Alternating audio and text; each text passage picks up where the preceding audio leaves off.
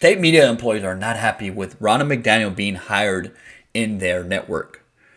Anybody that doesn't go fully on their side, of course, they're upset that they have to work with them. So they try their hardest to get rid of them. They do this all the time, even though they keep saying, well, we're objective journalism, which they're not. They're state media. That's what I call them. People call these people Mockingbird media, mainstream media, especially MSDNC. That's one of them that this is we're talking about right now. MSDNC, where Ronna McDaniels is taking a paycheck now too, after she got fired, where Donald Trump told her, "You're fired. You're not going to be part of this RNC anymore," because all the times that she failed, but she's not fully locked in step, doing everything that the Democrats want, which is to bash Donald Trump every single time. The only way you can get into the hands of these media people, these state media people, arms, and let them give you a hug, is you bash Donald Trump. You got to bash MAGA, you got to bash Donald Trump, and you got to bash Republicans. That's the only way a Republican can ever get into these spaces, into their platforms, into the state media platforms, is to actually lockstep and believe in their lunacy, in their delusions, and their propaganda. And they got to push the propaganda. So let's dive right into this. The person who is the head of the Republican Party during Donald Trump's time in office, and during his effort to throw out the election result and stay in power anyway, and during his effort to run for election again after having done that, is Ronna Romney McDaniel. And she pitched in and helped. She helped set in motion the part of the plot that involved sending fake Trump electors to Congress from states that Trump did not win. So Republicans in Washington could use those fake, fraudulent elector slates to contend that maybe Trump did win those states, even though he didn't. And don't believe me on that. There she is on page 23 and page 27 of the federal indictment charging Donald Trump with conspiring to defraud the United States. There's her personal appearance in this scene of the crime, as alleged by the U.S. Justice Department in this ongoing criminal case. In Michigan, where the fake electors are themselves now on trial, she told the state of Michigan in writing explicitly, do not certify the election results. The Detroit News has reported that with Donald Trump on the phone with her, she directed Michigan election officials to not certify the vote. She told them, quote, do not sign it. We will get you lawyers. In that interview, she told them, hey, you have a conscience. You have the right to choose if you want. If they actually pay attention to how these people were treated during that time, especially on Wayne County, I saw a lot of videos of people threatening these canvassers, these two people that were like, okay, let's just make sure. They were asking to maybe look into the votes, maybe do an audit. They never did an audit, maybe a short little audit, but they didn't do it the entire county, because if they did, you might find some shenanigans going around there. But yeah, these people were threatened that if they didn't certify this election, then there'll be something going on. I remember some guy freaking just threatening both of them, saying, "You rule the day. You rule the day that you do this. If you don't certify this, if you don't do this, you got to certify." Which, that's how crazy these people are. That's how crazy the Democratic Party is. That's how crazy their supporters are, that they are willing to threaten people in order to get the right people in power. That's how disgusting these people are. But of course, Rachel, MSDNC, the state media, of course, they don't go into why she was talking to them, what was going on in there. They don't bring that up, because if you actually brought that up, and people will be more sympathized with what they did. They'll feel more sympathy, like, oh my gosh, they shouldn't be threatened. Of course, nobody should be threatened. But no, that's how Democrats act. They're the more totalitarian dictators. They use force. They use violence. They threaten people to get what they want. Crazy. Crazy, and crazy to me that she didn't bring that up. Crazy to me that she didn't bring that up. Crazy. She didn't bring what she said up to when she didn't bring that part of the interview up where she said that these people were threatened. Of course she didn't. It's MSDNC, state media. Of course, if they show that, people will be more sympathized with what she did. Of course she did it. Let's continue. She pitched in. She was part of the project. And what was the project? It was to use the power of the Republican Party, Republican officials in the states, Republican office holders in Washington, the national Republican Party that she runs, to use the party's power to reject election results, to take over the government and hold power by other means. And this project is now ongoing, right? Now the project is to tell the American people that those efforts around the 2020 election were righteous. That 2020 election, it wasn't okay. Those election results were not correct. We shouldn't believe American elections. We shouldn't believe American elections are real elections. American election results should not be seen as real.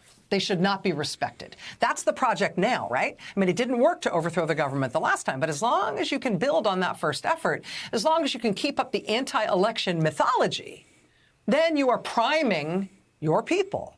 You're priming the American public to not accept the results of the next election either. Why doesn't she bring that up when she has Democrats? When they question elections all the way to 2000. They even questioned George Bush's elections. They question Donald Trump's election. Every time they lose, they question elections. They are election deniers. Democrats are election deniers. Of course, none of these state media people will actually ask Democrats, where is your evidence? Where is the proof? Why do you believe in the big lie? Why do you deny elections? Why are you denying elections? Where's your proof? Where's your evidence?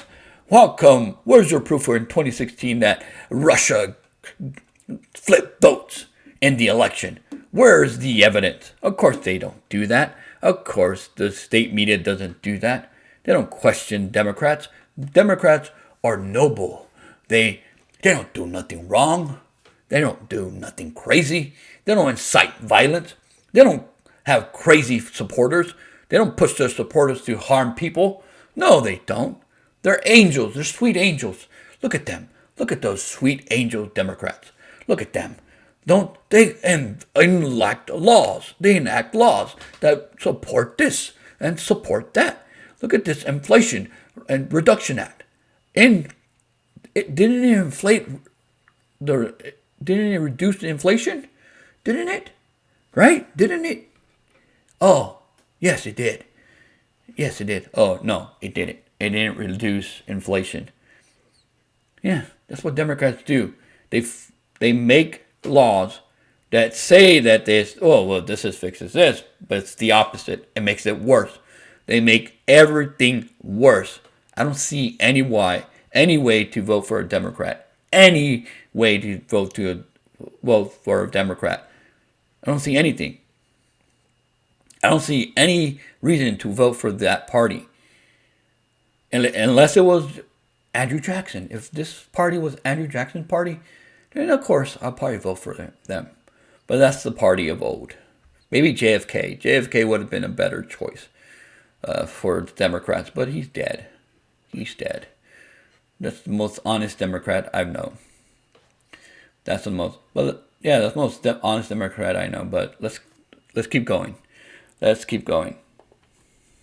You're telling them that they're going to need to take power by other means because the election isn't going to be how we do it anymore.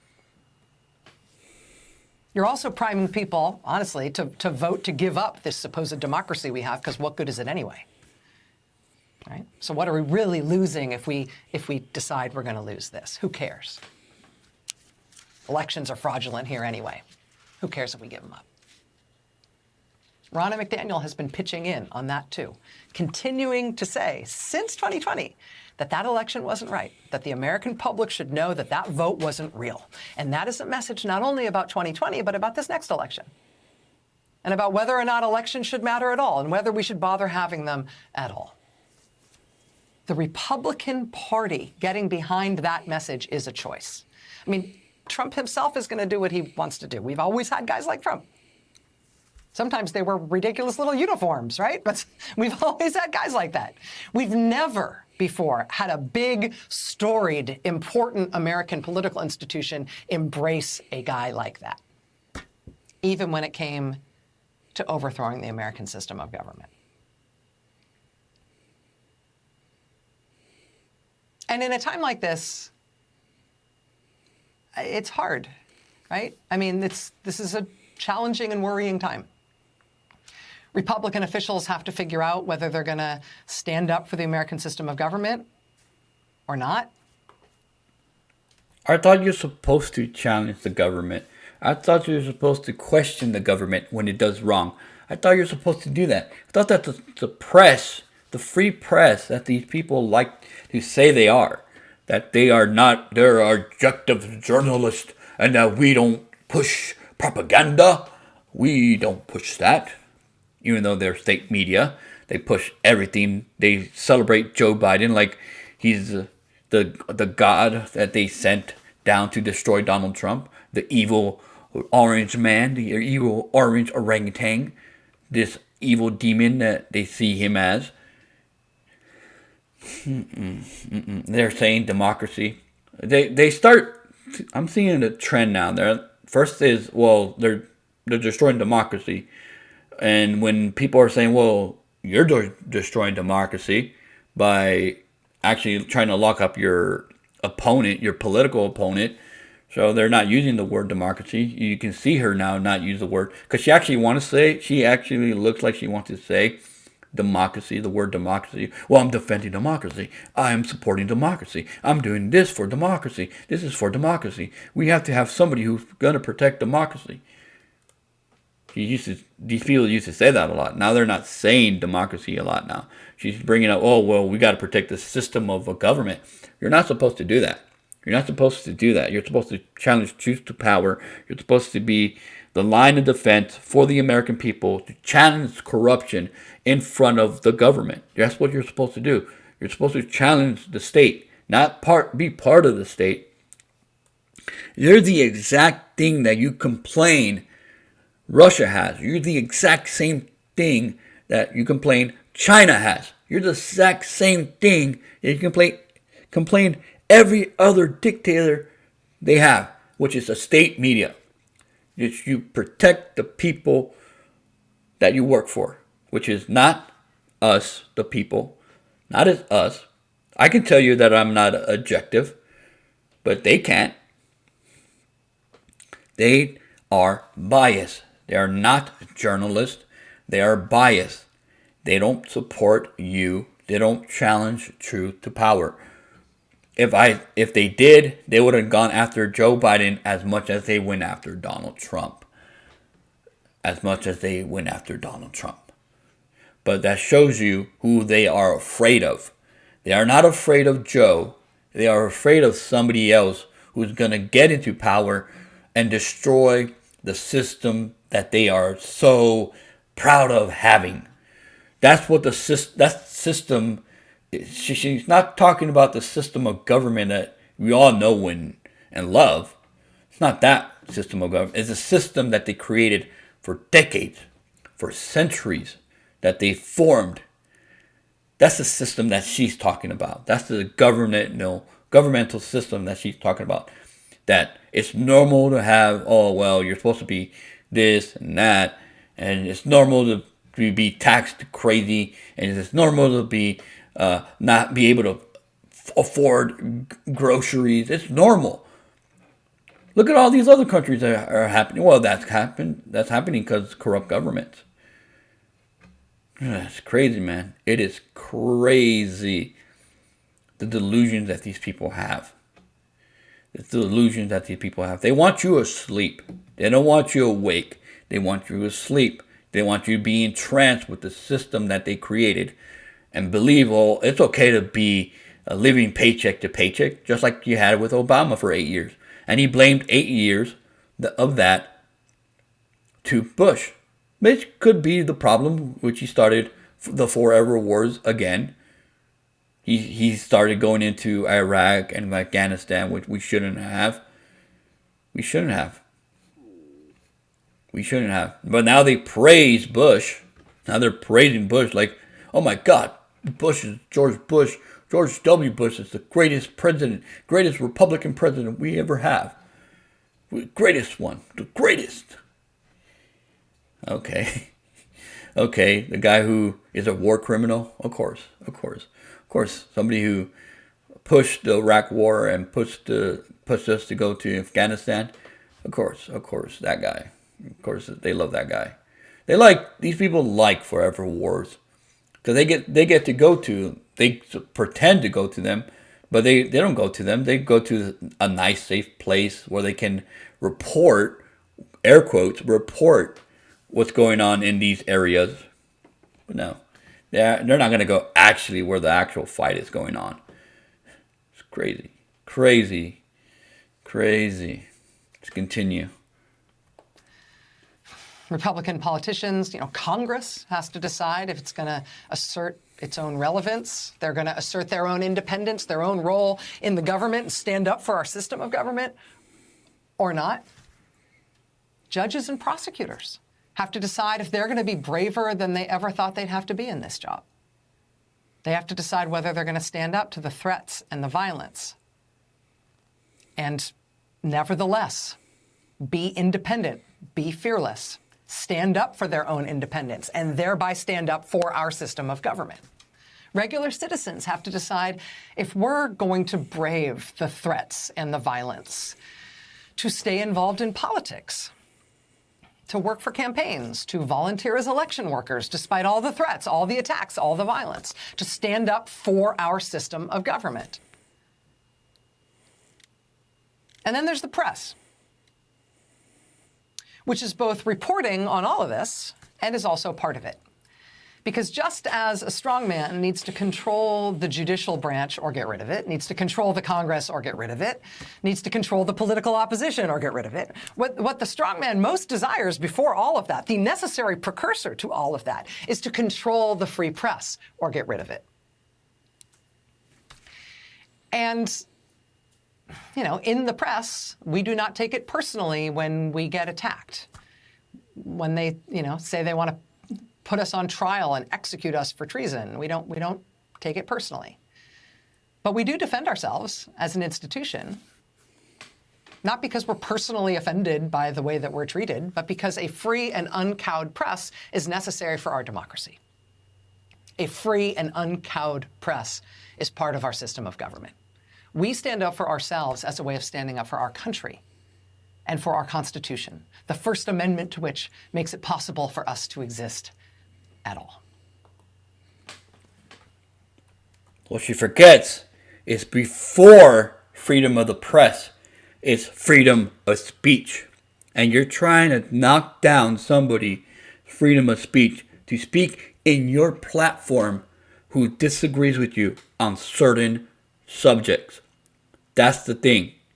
You don't believe in freedom of the press, because if you actually do believe in that, then you would have gone after Joe Biden and his crimes. You would have gone after Obama and his crimes. You would have gone after, well, you did go after Bush, but you would have gone full-heartedly on these people's crimes, on these people's corruption, on all the money laundering, all the insider trading that's going on in that little area of America, which is Washington, D.C., which needs to be replaced, needs to be flooded and cleaned out. The swamp is still there, so you got to get rid of the swamp. And the only way you get rid of the swamp is to flush it down the toilet, to flush it away. You actually drain it by actually pouring more water in it and actually just draining it all the way until all the filth is gone. He's over here trying to defend people. Saying, they're telling us that we should be tried for our crimes that we have not committed. The thing is, The crimes that you have committed is lying to the American people every single day. Every single day you lie and lie and lie and lie and push propaganda, propaganda, propaganda, propaganda. And that's why people are upset with you. That's why they want you tried for your crimes. Because you're aiding and abetting criminals. That's what you are. You're aiding and abetting criminals. Criminals that need to go to jail. Criminals that need to be tried for their crimes against humanity. Criminals that need to be tried for their crimes and their corruption. That's what you're doing. You're aiding and abetting them. You're just using the word press to protect yourself, which you have no right to lie to the American people. And also, it's up to the American people to believe you or not to believe you as well. And I'm hoping that the American people stop believing your lies and propaganda sooner rather than later. The more we have people not listening to you no more, the better it is for America. The better. Because the more people that are not told lies and lies and lies and lies, we need an honest press. An honest press that actually does objective journalism, that goes after corruption, that goes after politicians, people in power, that actually do the work, that are not biased, that don't play one side of the party. I don't mind having that. I don't mind having that type of journalism. I don't mind having journalists going after Donald Trump, but they have to do it objectively without smearing the name or smearing the guy. They have to go, well, this is the facts that I have, this is the story that I have, and this is what I have. With facts, with facts, with facts, and facts. Facts are truth. Facts hurt, but facts are the truth. You can't deny the truth. That's what we need in this world. We need objective journalism with people that actually do the stories. I know it's the most boringest job if you don't push an agenda from either side, but it has to be that way. It has to be where you get honest journalism, where you get the truth and not just one side or the other side. Because there's some good ideas on the Democratic side. There's few, but there's some good ideas. And we can work around those. There's not a lot of good ideas, but there's some good, decent ideas. We can work around those. We can do that. We can give the people what we need and what they wanted, and that is an honest, goodness journalism that goes after both sides. No matter what party you affiliate with, you have a job to do, and that is to report the truth. Yeah, you have to be truth journalism. This is why citizen journalism is way more better than actual journalism, because they actually go to the story, go to the source. They get sources, they get the facts. This is why those are the best journalism, best journalists. They're not the ones that get the Pulitzer Prizes, that need to get back their Pulitzer Prizes because they lied about the Russia.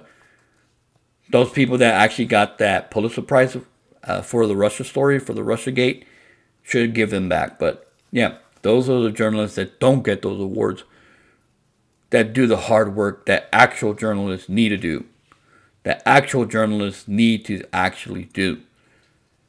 That is it for this video. Make sure to smash that like button, subscribe to your channel, share the video, and I will see you on the next video. Peace out.